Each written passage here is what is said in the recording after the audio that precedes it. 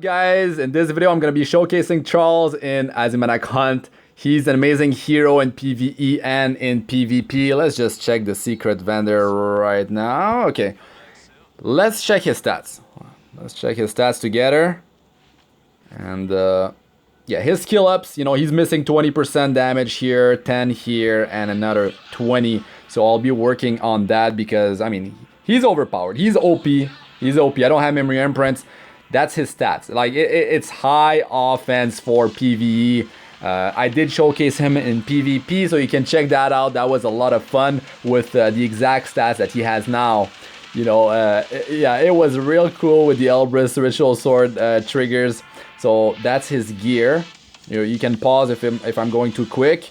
And that exclusive equipment is just helping him be more broken with skill 1 and 2. Skill 2, that combo is devastating. It's so much burst damage, and not only that, you also have attack break, and you also have the dispel on skill 2. Completely ridiculous. So Seaside Bellona will be part of the team. That's her skill ups. She's plus 15 with memory imprint as well. So yeah, immunity, that's for PvP, but for the most part it's about having high attack and high crit chance and crit damage, of course, because I don't have her limited artifact. I'm using Rosa Hargana, so I'm working with crit damage. But if you had, let's say, her limited artifact, you could build her with super high attack, not even any crit chance, and like build more survival for her in PvP because that artifact scales with her attack. Okay, so yeah, she's definitely on the slower side. Charles has no speed. If you didn't notice yet, he's got no speed. It's all about Elbrus Ritual Sword. I'd like to have him on a counter set later in the future, but for now, I'm using what I got, and it's pretty high. It's pretty high damage. I just wish I had the skill ups, to really showcase the max damage with these stats, but it's gonna happen later. It's gonna happen later. So Angelic Montmorancy is gonna be part of the team, of course. An amazing hero, very accessible for everyone. And where is... Okay, there she is. So she's, of course, plus 15. Her own memory imprint, I'm applying it to her, so it increased her effect resistance 200%. This is for PvP. High speed is what you want. Enough survival, of course. You can have a bunch of defense on her if you are building your effect resistance. That means like you will not have defense down debuff being applied on her, meaning that you can balance your defense and health, which means you're gonna increase your effective health pool, and it's gonna allow her to survive so much easier. So an amazing healer. Now let's go in there and see how it goes down, because this group composition is quite strong. You got the attack buff from Charles. Unfortunately, he is slow. He's slow, but it's okay. We'll actually change the positioning here like this because I want Seaside to actually give health memory imprint to Charles and Angelic Montmorancy. So I'm having Angelic in the front line because there's 30% of the damage that Seaside Bellona takes that's redirected to the frontliner. So because if I put Elbrus already, look at the damage. It's pretty crazy, and it's beautiful when S1 triggers S2. The thing I wanted to say is that, yeah, that 30% damage redirect from Seaside Bellona onto the front line is, it could be dangerous. And also, 40% of the time, the AI is actually attacking the front line, meaning that if it's Charles there, right, and he has Elbrus Ritual Sword, it will not trigger off of himself. It has to attack, like, it has to be a hit on another teammate, not himself. So that's why, and it works just fine like this. He doesn't need that much survival for PvE. He also has defense buff on himself when he uses skill 3, which is pretty solid. But there's multiple ways for you to build your Charles, but his kit is ridiculous. It's completely loaded with utilities. The attack break, the dispel on S2, the fact that he can combo S1 and 2 S2, a lot of burst damage, And what with the Elbrus Ritual Sword, it's increasing your uptime on attack break on well, whoever gets attacked. So you definitely need to build effectiveness on him. Optimally, you'll want 55% effectiveness in PvE. For PvP, you can build even more effectiveness. I believe that I don't have 55%. I believe I had like 44% effectiveness right now. So, of course, it's not the best. Right now, S1 and to S2, will he? Yeah, he took out the Frenzy, and that's what you want him to do. You want him to constantly remove the Frenzy. So, there we go. Another Elbrus Ritual Sword. No skill 2 got triggered, but I mean, it's completely crazy what kind of damage he can do and what he brings to the table with, of course, the attack buff for the whole team, plus the self-defense buff. It's great. It's really great. So the exclusive equipment that increases the chance for him to use skill, to combo skill 1 and 2 as skill 2. That's the one I use, and that's the one I prefer, you know, for PvP. For PvE as well, I mean, might as well get more chance to do it. So this combo, I mean, you've got AoE damage from Seaside Bellona that is just happening constantly, you know. The fact that whenever she builds 5 focus, she's just counter-attacking. It's a thing of beauty, of course.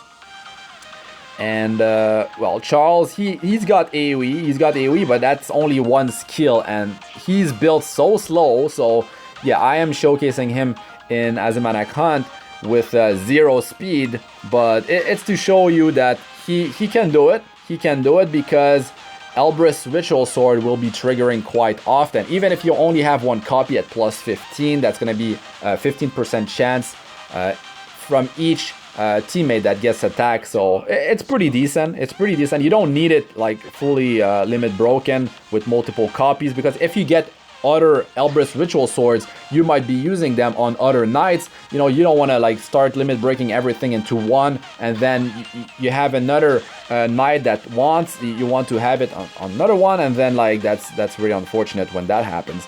So that's why you need to keep multiple copies. Don't feed them into the same one. And here we go. The frenzy didn't get taken away. The dangerous part is when the boss gets to a low amount of health, because the amount of healing that you do gets reduced, and the amount of damage that you deal gets reduced as well. So that's really unfortunate. I will be showcasing him, Charles, in Banshee as well. He is the rate of banner right now, and the rate of banner with him before that was actually, you know, over 300 days ago. So yeah, the way to get him was from the Mystic Rotation Pool, or just luck out on doing you know, your Covenant summons. So definitely is your chance to get him, you know, because he definitely shines in multiple areas of the game, and that's what I really love.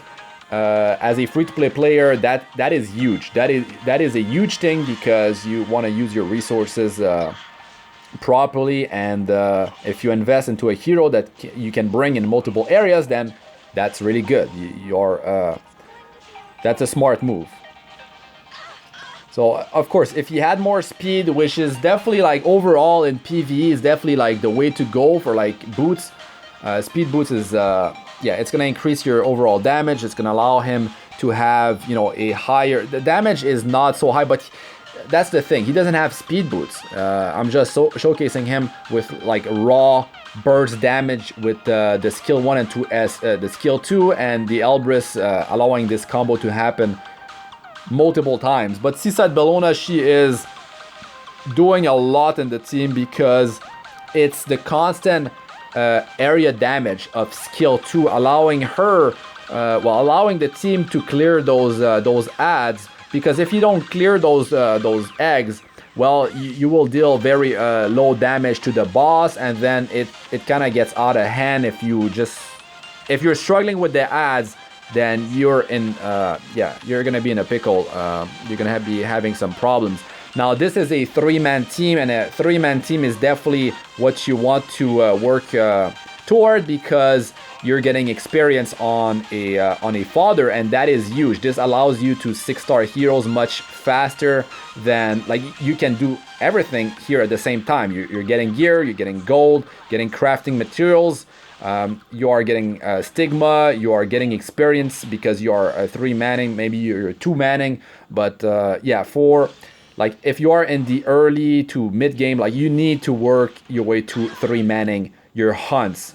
If you want to farm a hunt, you need to make your way to building a 3-man team, and it will really help you to just 6-star heroes in the future, because every time you're doing hunts, you're bringing a fodder along, you're building experience, and you can just hold on to these max level fodders, 2-star, 3-star, 4-star, and it makes the job to 6-star heroes extremely easy. Extremely easy. It's only a matter of farming for 2-star fodders after that to make 3 stars and 3 stars into 4 and 4 stars into 5 stars. So very simple when you are 3 manning.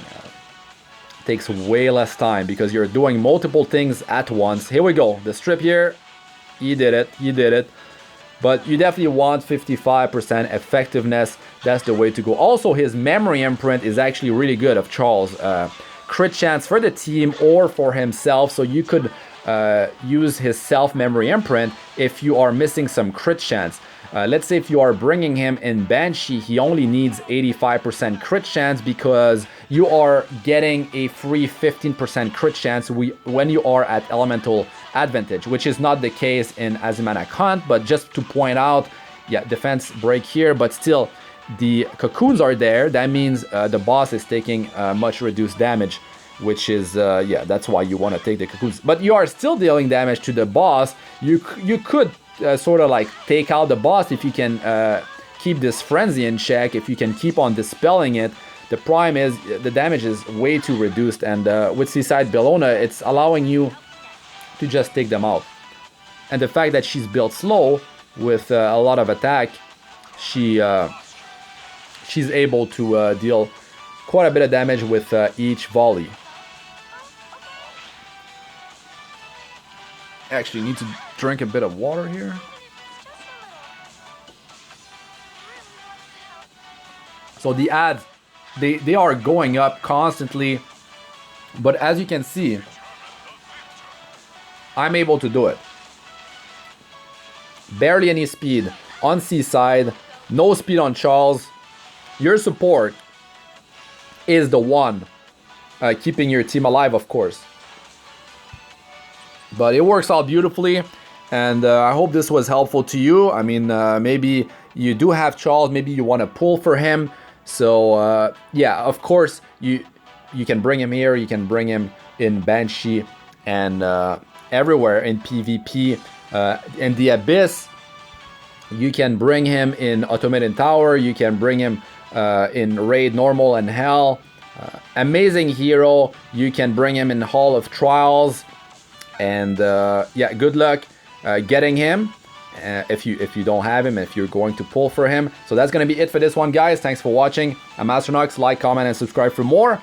Press the bell icon flag to be notified whenever I release a new video, and check out my other videos. They should be showing up on the screen now. I got playlists of all sorts. I got some playlists for, Arena, Guild Wars. I got a bunch of guides, tips, and how-tos, as well as Abyss 462 Plus. But if you are in early game or mid game, check out my best starter guides playlist. I have a lot of tips in there, multiple videos. It might help you guys, so check that out if you still haven't.